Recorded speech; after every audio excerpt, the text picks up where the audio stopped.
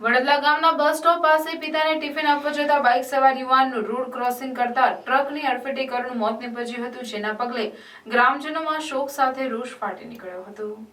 National highway number 48 પર આવેલ વડોદરા ગામની ક્વીન ઓફ એન્જલ્સ સ્કૂલમાં રાત્રિના ફરજ બજાવતા સિક્યુરિટી ગાર્ડ રામેશ્વર યાદવનો પુત્ર લોકેન્દ્ર બાઇક પર પિતા માટે રાત્રિ ભોજન લઈને રોડ ક્રોસ કરી રહ્યો હતો। તે દરમિયાન સુરત તરફથી પૂરપાટ વેગે આવેલ ટ્રકના ચાલકે બાઇકને અડફેટે લેતા તેનું ઘટના સ્થળ પર જ કરુણ મોત નીપજ્યું હતું।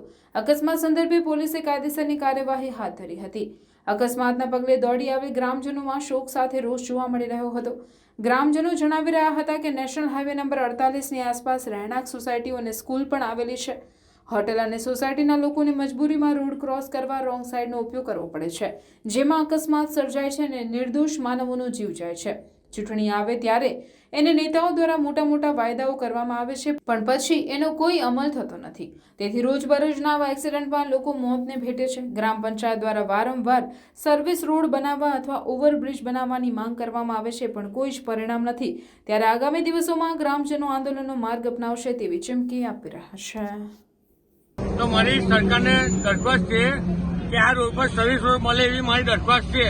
વારંવાર એક્સિડન્ટ થાય છે અને લોકોના મૃત્યુ થાય છે એવી મેં જોયું છે। મેં ઘણા ટાઈમથી અહીં રહું છું તો મેં જોયું છે અને કોઈની જિંદગી બચે એવું કામ કરું। સરકારને મેં રિક્વેસ્ટ કરું છું કે સર્વિસ રોડની અમને જરૂર છે અને અમારા વડલા સરપંચ નરેશભાઈ આહિર।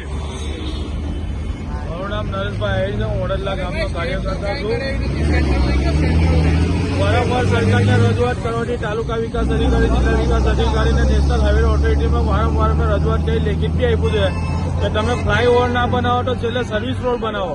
અમારે 1 મહિનાની અંદર 3 થી 4 અકસ્માત થાય છે, એ લોકો જીવથી જ જાય છે।